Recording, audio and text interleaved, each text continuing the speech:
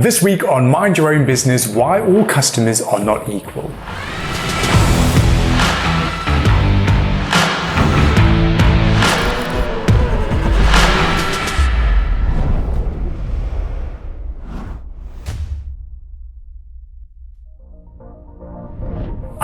Customers, the lifeblood of all of our businesses. They are important, really important to every single business. But the reality is that some customers are more important than others. And what you need to understand is which customers are your core customers, which customers are your ideal customers. And I'm going to help you understand why. I want to introduce you to Fred, not his real name. Fred has run a business for 10 years, and when he first started out, just like many of us, his marketing strategy was find somebody with a pulse and a checkbook and turn them into a customer. He didn't really have too many customer requirements or criteria. He just wanted people to come into his business so he could pay the bills and establish himself. And over the years that worked. It worked really well, and he employed people and got his sales and marketing team up and running and built the operation side of his business and financially started resourcing his finance department. And 8 years later, he looked back at his business and it had grown into a bit of a monster.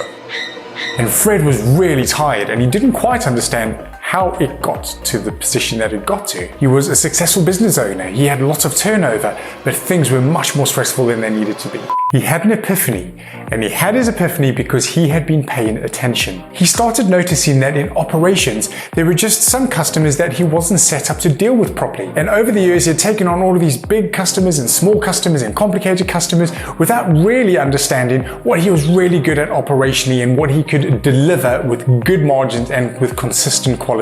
He looked at his marketing team and he realized that his marketing team hadn't really been able to get the traction that he wanted from marketing. And the traction that they were getting was attracting a whole bunch of random customers. Lots of them, these types of customers that operationally was bottlenecking the business and was tying up his team in all sorts of complicated things. Then he looked at his sales function and realized that his sales function just wasn't set up correctly. His sales team was more of an order-taking team. They didn't really understand how to interact, how to close, how to onboard the right types of customers. And when he looked at his finances, he looked at his customer data and realized that some customers just weren't good from a cash flow perspective and were also not that profitable. Then Fred made a decision. He decided to focus on his core customer, on his unequal customer. He was able then to focus all of his resources across sales and marketing and finance and operations to be able to find, convert, and keep this unequal customer. And from that day, Fred's life has been significantly easier. His team is less stressed out. From an operational perspective, things are performing a lot more smoothly. He's able to invest in the right kind of equipment and infrastructure.